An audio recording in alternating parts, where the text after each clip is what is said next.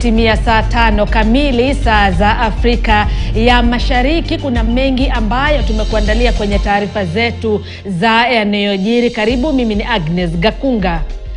Maafisa wa polisi eneo la Githunguri, kaunti ya Kiambu, wanachunguza kisa cha vifo vya mama na mwanae ambao miili yao ilipatikana ndani ya kisima Jumanne asubuhi katika kijiji cha Kiababu, wadi ya Ikinu. Inakisiwa kuwa Simon Kimani mwenye umri wa miaka 45 alikuwa na ugomvi na mamake Masi Maingi mwenye umri wa miaka 75 kabla ya miili yao kupatikana ndani ya kisima cha maji.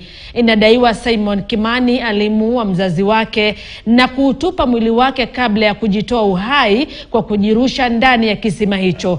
Majirani ambao wamesalia kutamaushwa na kisa hicho wanasema wamekuwa wakishuhudia ugomvi kati ya mwana na mama kwa muda sasa, ila hawakutarajia kuwa itaishia mauti.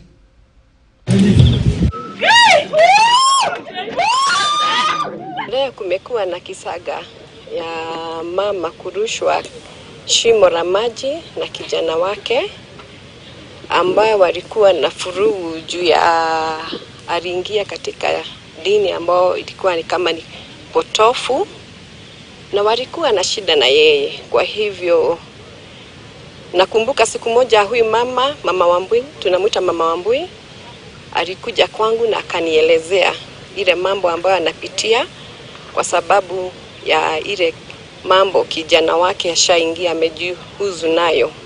Tulipata miili mbili, moja mwanaume, moja mwanamke.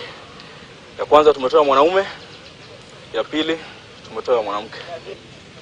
Hiyo shimo ni kama futi 60 na kitu 70 hapo. Kuna mzao ulitokea kwa hii kijiji ya Kifafu Getuaba. Pale tulipata mama na kijana walianguka kwa shimo la maji. Lakini kwa vile uchunguzi ulifanywa na wataalamu CID, Kenya Police na wana Council of Fire, walikuja na wakapata